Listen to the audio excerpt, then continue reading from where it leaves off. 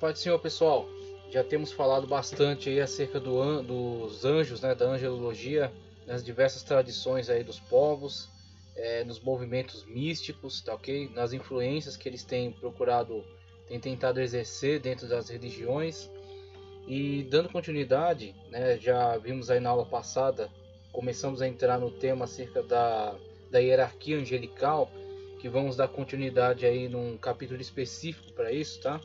Quando vamos ver aí alguns autores cristãos que pensam um pouco acerca dessa questão da hierarquia, utilizam-se para isso desses textos que estão citados e vão nos propor aí alguns pensamentos acerca dessa hierarquia celestial.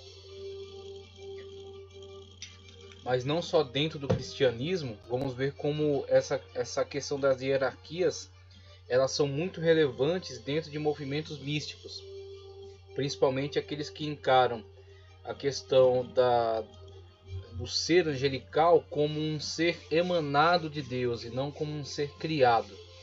Então, como um ser emanado, eles acreditam que o anjo é ele mesmo uma parte de Deus, uma emanação de Deus.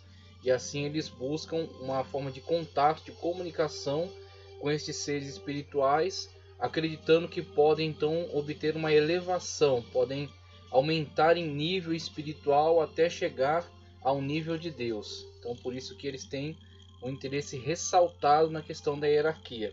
Mas isso vamos tratar num capítulo específico, tá ok? Agora vamos dando continuidade, falando também acerca de outro aspecto que está relacionado à angelologia, que é na verdade a descrença em relação à existência dos anjos. Então vemos aí que mesmo esse conhecimento tendo sido tão difundido, essa crença ela ser tão universal, estar presente tanto nos textos bíblicos revelados, quanto estar presente nos movimentos místicos, nas diferentes religiões professadas pelos povos, mesmo estar presente aí na mente de muitas pessoas, com o passar do tempo, no estabelecimento de algumas linhas de pensamento científico, filosóficas, e influenciando também algumas correntes religiosas, vamos ver que alguns se posicionaram de forma cética em relação à existência dos anjos.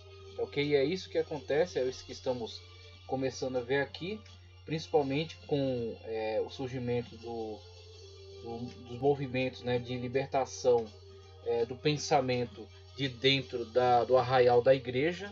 Então, quando os pensadores começaram a buscar por mais liberdade, né, de atuação fora daquilo que era circunscrito, determinado pela teologia da igreja, eles começaram a questionar alguns pressupostos, começaram a questionar algumas verdades fundamentais. Então, quando você vê o Renascimento, o retorno àquela filosofia grega, né, antes da igreja se estabelecer e estabelecer seu domínio dentro de todas as áreas da ciência. Então você vê uma releitura aí desses autores pré-cristianismo, né, com o Renascimento. E depois do Renascimento a gente pode citar também o Iluminismo, quando algumas pessoas, né, alguns pensadores, alguns filósofos, agora numa atitude completamente independente em relação ao pensamento cristão, em relação ao pensamento da igreja, né, de uma forma mais específica, a igreja católica que dominava aquele contexto, mas também os movimentos de reforma que já estavam se estabelecendo.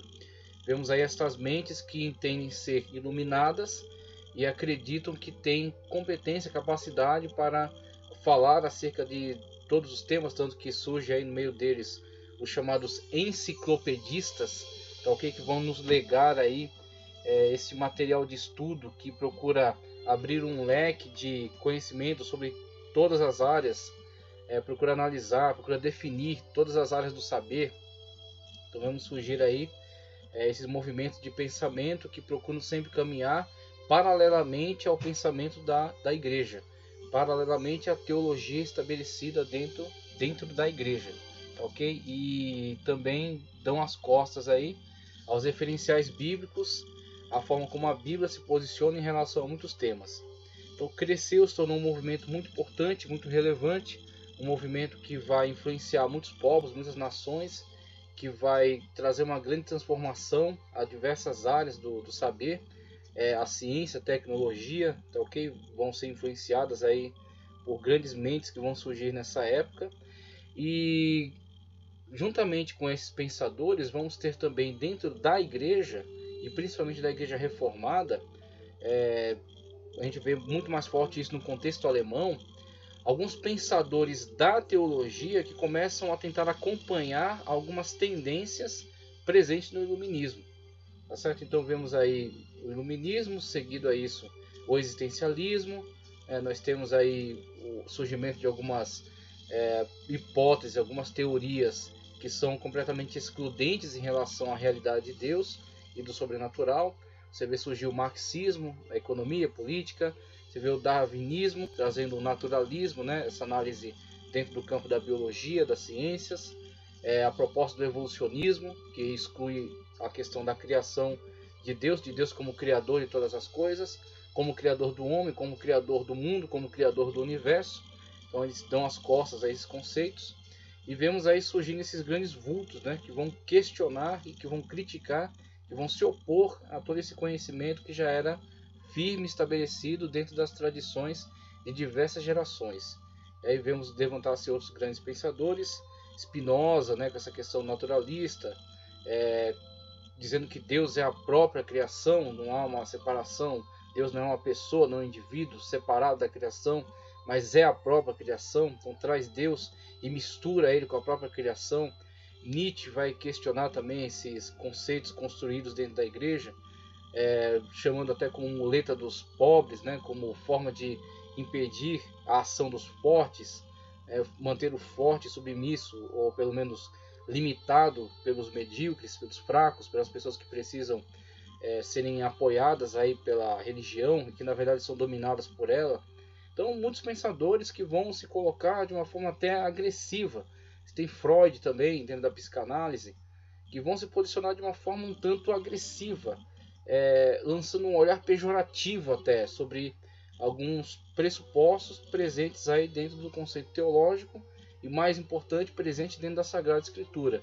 Dentre eles, a existência de seres espirituais, a existência de Deus como criador de todas as coisas, dentre as criações de Deus, os seres espirituais. Seres espirituais, o mundo físico, o homem, tá ok? Então eles vão questionar tudo isso que já era uma certeza estabelecida principalmente pela Sagrada Escritura e as construções teológicas feitas em cima delas.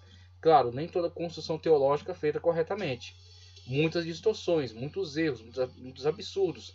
Mas ao se criticar essa teologia, na verdade eles avançam na sua crítica e criticam mesmo a Sagrada Escritura.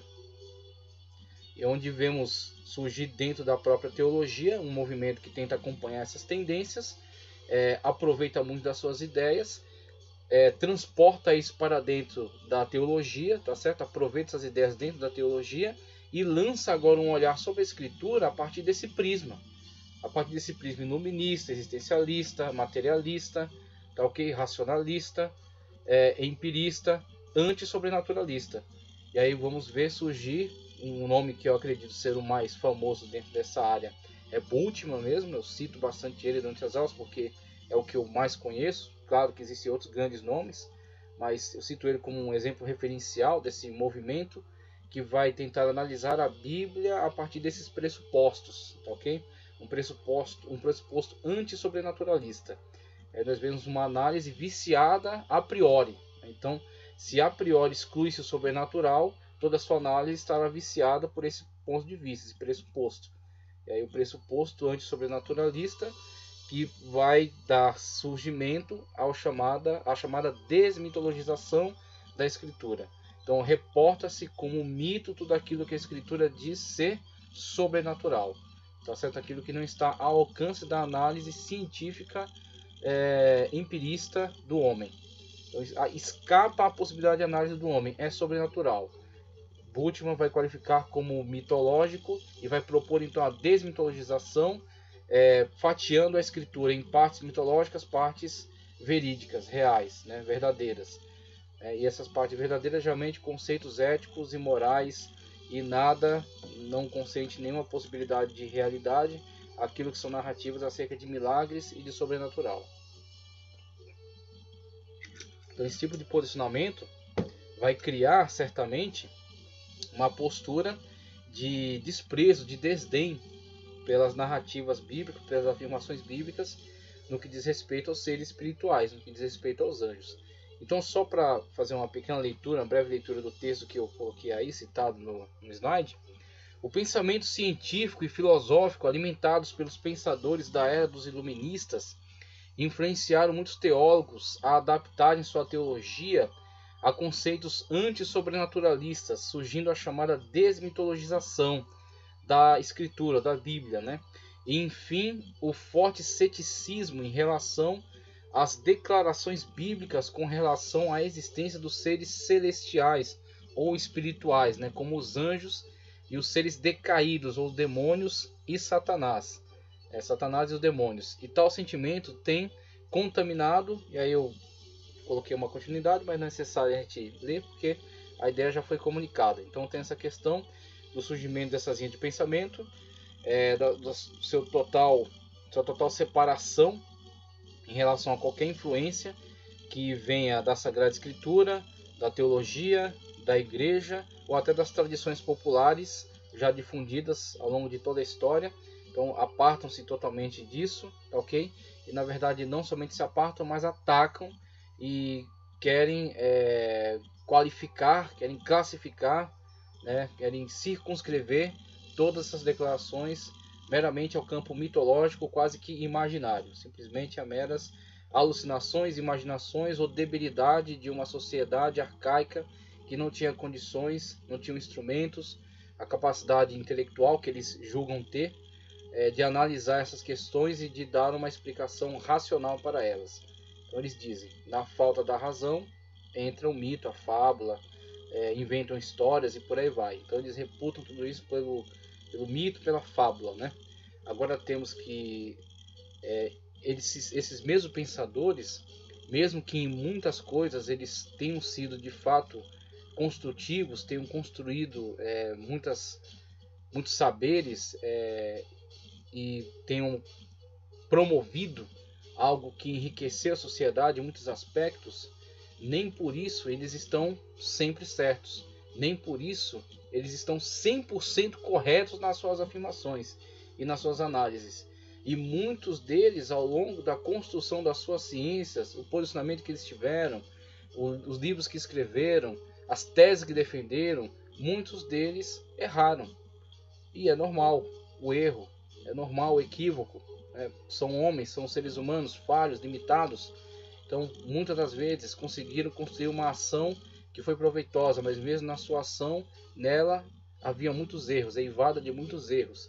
Dentre os erros, nós acreditamos nisso, estamos plenamente certos disso, de que esta análise tão cética, essa análise tão crítica, tão destrutiva até em relação às afirmativas bíblicas, elas foram excessivas e elas acabaram ocultando a verdade que está presente a muitas pessoas há muito tempo, desde muito tempo atrás, e que permanecem também presentes na vida da atualidade. Mesmo o mundo com todo o avanço, toda a tecnologia, tanto crescimento assim dessa visão cética, ateia até, mesmo assim o mundo continua crendo na existência dos anjos. Agora, claro, a gente sempre separa o que é uma crença geral em relação aos anjos, as diversas declarações em relação à existência dos seres espirituais, e aquilo que a Bíblia Sagrada vai delimitar como uma revelação e vai definir como uma manifestação de um ser angelical da luz, um ser que está submetido às ordens de Deus, e seres angelicais, espirituais, mas na verdade decaídos, que estão contra Deus e que estão sendo influenciados por forças destrutivas, forças das trevas. Então temos esses dois lados, tá certo? Essas duas realidades, mas ambas estão interagindo com as sociedades, e mesmo na atualidade, mesmo com todo esse combate por parte desses diferentes grupos aí ligados a esta ciência, a esses movimentos aí filosóficos e científicos, mesmo com todos esses ataques, mesmo com toda essa crítica, esta realidade continua presente, esta verdade continua presente aí no meio dos povos, no meio de tantas pessoas. inclusive muitos que são grandes filósofos, são grandes cientistas, são grandes contribuintes para toda essa construção maravilhosa da ciência, são também adeptos dessas mesmas ideias. Então temos aí algumas pessoas deste meio científico, filosófico, que também professam a crença nesses seres espirituais, que têm a mente aberta a esse conceito, que não negam a realidade para poder defender um pressuposto, tá ok? Então, na continuidade, vamos fazer uma leitura aqui de um texto importante que encontra-se na Enciclopédia do Protestantismo. Enciclopédia do Protestantismo, tá ok? Enciclopédia do Protestantismo, no capítulo 72, o artigo que fala acerca de anjos. Veja aqui o que declara aqui os autores com relação ao posicionamento que alguns teólogos adeptos da teologia liberal têm, como eles têm se posicionado em relação ao tema. Veja só, Enciclopédia do Protestantismo, página 72, o artigo que fala sobre anjos, que diz: com algumas exceções, por exemplo, Karl Barth e von Allmen, tá certo? Karl Barth, inclusive, um grande protagonista aí da neo-ortodoxia, que é um movimento que, ao meu ver, resgata o valor da escritura, este valor que foi com certeza muito diminuído na época da alta crítica textual e o ataque severo que fez às afirmações bíblicas pautados nesses referenciais, nesses pressupostos construídos aí por esses iluministas, racionalistas, né, existencialistas. A neo-ortodoxia busca então dar uma resposta, tá certo, a esse posicionamento e resgatar o valor da escritura. Não ao ponto que chegam os fundamentalistas, tá ok? Inclusive eu me encontro dentre eles. Esse nome fundamentalismo ele é usado de uma forma equivocada. Então as pessoas muitas vezes qualificam como fundamentalistas e pensam logo em pessoas explodindo bombas por aí, e esse tipo de posicionamento maluco. Mas na verdade essa grande questão, né, esse nome que foi dado, da mesma forma como protestante foi dado a um grupo que protestava contra os abusos da igreja, né, a igreja ligada ao clero, a igreja, o clero ligado à nobreza da época, à monarquia, e assim esses movimentos de reforma, tentando trazer novamente o cristianismo às bases da escritura, encontraram algumas dificuldades, assim protestaram, e por isso foram chamados protestantes, tá ok? Temos também essa questão dos fundamentalistas. Então, quando essa teologia liberal ganhou muito campo, muita força, alguns teólogos posicionaram no sentido de ter a Bíblia Sagrada como seu fundamento e defender a sua inerrância, a inerrância dos originais, tá ok? Defender que ela é inspirada, sim, defender que ela é revelada, teopneustos, divinamente soprada, e assim aqueles que não eram mais, aqueles que não aderiram a essa ideia, não eram afeitos a ela, os qualificaram fundamentalistas. Então o seu fundamento é a escritura. E aí disseram que tais pessoas que tomam esse tipo de posicionamento devem ser qualificados então como fundamentalistas. Então também é um nome de certa forma pejorativo, com a intenção de atacar, na verdade, que foi concedido a este grupo. Mas não tem problema, a gente pode sim conviver com isso. Então fundamentalista, o neo-ortodoxia já começa esse resgate, o fundamentalista vai mais fundo ainda. A teologia protestante moderna não se preocupa com a angelologia, a doutrina dos anjos. Um teólogo resumiu a essência dessa posição racionalista. Veja, protestante na seguinte fórmula, dessa posição racionalista protestante na seguinte fórmula: a realidade dos anjos é problemática, sua influência é nula, e quanto à revelação de sua existência, não vemos nenhuma. Gerhard Spiner, aí o título deve estar em alemão, Die Engel und wie Kirchenblatt, eu não vou nem arriscar ler o resto, então é desse Gerhard Spiner aqui, ok? Está na página 276, o livro de sua edição de 1937. No entanto, os anjos ou mensageiros, potências mediadoras entre o absoluto e o humano, são uma constante em todas as religiões, principalmente nas 3 religiões monoteístas, velam a transcendência de Deus, insistindo na comunicação com os homens, mas o cristianismo relativizou sua importância, tá certo?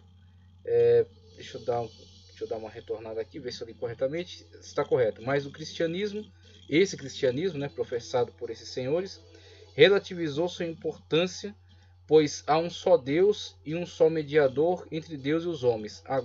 Agora sim compreendi o que está dizendo aqui o comentarista. Ele fala que esses seres mediadores entre Deus e os homens têm uma importância fundamental nas religiões pagãs. Então eles exercem um papel extraordinariamente importantes. Então eles são seres que de fato fazem a ponte entre Deus e os homens. Só que o cristianismo relativizou essa importância ao afirmar que Cristo é o mediador entre Deus e os homens. Os anjos trabalham subordinados a Deus em favor dos homens, mas não são o seu mediador direto. Nenhum cristão deve recorrer a um anjo para pedir um milagre, para pedir uma bênção, para lhe adorar, tá certo? Para lhe clamar, para lhe rogar por alguma coisa. Os cristãos têm um único mediador e esse é Cristo. Então Cristo é a ligação entre o cristão e Deus, tá certo? Entre o Deus Pai, o Deus Espírito, o Deus Senhor Jesus Cristo, que também é Deus e que veio a nós como homem e abriu então este caminho. Então Cristo é o caminho de comunicação. Então os anjos são empregados por Deus ao nosso favor, mas nós não nos dirigimos aos anjos, nos dirigimos a Deus por meio de Cristo. Assim, a sua importância ficou um tanto relativizada dentro do cristianismo. Então foi isso que eu compreendi aqui. Jesus Cristo, segundo 1 Timóteo 2,5, esse é o mediador. Os reformadores admitiram sua existência, ainda que abolindo toda invocação ou prática de piedade para com seres celestes. Tá, ok? Nenhum tipo de culto, nem de missa, nem de oferenda, nem de tentativa de comunicação, nem de reza, nem de tentativa de aproximação, nada. Nós temos que nos aproximar de Deus através de Cristo. Tá certo? E os anjos estão presentes aí, servindo a Deus em nosso favor. No protestantismo histórico, tornam-se vívidas na poesia inglesa John Milton e principalmente na obra dos teólogos que elaboram uma cosmologia em que os anjos ganham bastante proeminência como figuras acabadas, totalmente espirituais e perfeitas, como nos escritos de Jacob Boehme. Jacob Boehme, um místico do cristianismo. Depois vamos fazer uso aqui de uns textos dele. E Emanuel Swedenborg, no capítulo 51 de sua dogmática, Karl Barth se aparta de imediato das especulações teosóficas. Para ele, os anjos só existem por associarem-se à pessoa e à obra de Jesus Cristo, por estarem a serviço de Deus e dos homens, um posicionamento saudável. Só possuem importância porque se apresentam para cumprir esse serviço, deixando a cena logo em seguida, página 84 de sua dogmática. Muito bom, um posicionamento muito correto. Os anjos só existem, portanto, em função da revelação de Deus, tá certo? Em Jesus Cristo, e não podem ser objeto de nenhuma especulação metafísica. Na cultura contemporânea, a figura do anjo se tornou laicizada, adquire importância na obra do poeta Rainer Maria Rilke, 1875 a 1926, como criatura em que surge já realizada a transformação do visível em invisível, transformação pela qual todos nós passaremos após a morte. Os anjos são, portanto, símbolos da unidade entre a vida e morte, entre o lugar que ocupamos e o além. Asas do Desejo, 1987, e Tão Longe, Tão Perto, 1993, do cineasta Wim Wenders, são dois filmes impressionantes sobre a temática angélica. Aí fizemos a leitura da enciclopédia do protestantismo. Então vemos que há um posicionamento de distanciamento em relação à teologia liberal ao aproximar-se dessas correntes filosóficas que citamos. Mas há um movimento de resgate a partir da neo-ortodoxia, defendida aí principalmente por Karl Barth, tá certo? Não somente ele, mas de outras linhas que vão também se desenvolver ao longo da história. Dentre elas cito aqui o fundamentalismo, também o pentecostalismo, do qual estou inserido, tá ok? Pentecostalismo que afirma a crença na Bíblia Sagrada como um livro revelado, e a crença nos anjos também como seres criados por Deus e que estão aí trabalhando a nosso favor. E recomendo o posicionamento adotado aí, como citado na enciclopédia, posicionamento de Karl Barth no seu livro Dogmática, onde tira toda essa mística, essa questão de relacionamento com os anjos, essa visão teosófica, e foca-se então na questão do relacionamento entre o cristão e Cristo, e o Senhor Jesus Cristo, e os anjos sendo colocados aí, tendo relevância apenas no sentido em que servem a Deus em nosso favor, mas nenhum tipo de incentivo à comunicação direta com os anjos, com esses seres. Então temos aí esses posicionamentos, e passamos agora a analisar aqui os diversos referenciais bíblicos que nos deixam muito claro, nos afirmam de uma forma muito segura de que a Bíblia Sagrada, em todo o seu contexto, fala de uma forma muito enfática acerca da existência, da utilidade, acerca do grande serviço prestado